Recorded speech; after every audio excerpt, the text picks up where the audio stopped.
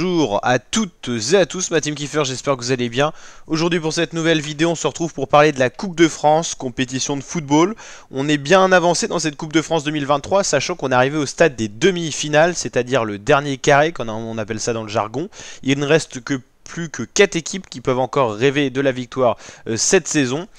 3 équipes de Ligue 1 et une équipe de Ligue 2. On aura d'abord le mercredi soir, il y aura le match Nantes-Lyon. Nantes qui sera à domicile, qui va donc affronter l'équipe lyonnaise, très en forme en ce moment, qui vient d'aller chercher une victoire et de décrocher une victoire face au Paris Saint-Germain. C'est donc un très bon résultat.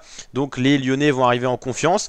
Ils sont pas terribles quand même dans le championnat cette saison. 9e, on aurait pu penser qu'avec le budget, les joueurs qu'ils ont, les qualités qu'ils ont, ils auraient été au moins dans le top 5. Ils sont 9e, donc c'est une saison assez décevante. Mais l'arrivée de Laurent Blanc sur le banc des entraîneurs a quand même fait un grand bien fou à cette équipe lyonnaise. Du côté de Nantes, c'est pas la joie en ce moment. Sur les 5 derniers matchs, ils n'ont pas réussi à tirer une victoire. 3 défaites, 2 nuls. Donc une équipe qui n'est pas en confiance. C'est le contraire exact de Lyon qui reste sur ces 5 dernières rencontres sans avoir concédé aucune défaite. Les Nantais sont quand même à 4 points de la zone rouge, donc dans la Ligue 1 rien n'est joué notamment non plus.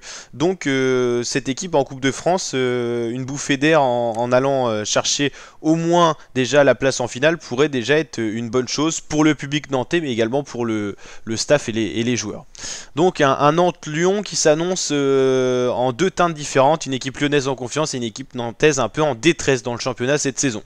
De l'autre côté, on aura un match FC Annecy-Toulouse, 2 équipes qu'on n'aurait pas forcément attendu à ce niveau-là. Toulouse seulement 13e de Ligue 1, avec sur ces 5 dernières rencontres 4 défaites et une seule victoire de tirée. 35 points, ils sont quand même normalement sauvés un peu de cette zone rouge de relégation, avec 9 points de plus au-dessus de la zone rouge. Donc normalement pour Toulouse, ils vont rester en Ligue 1. Une équipe qui a alterné Ligue 1, Ligue 2 ces dernières saisons. Hein. Je crois qu'ils ont été promus l'an dernier, hein. Ils étaient en Ligue 2.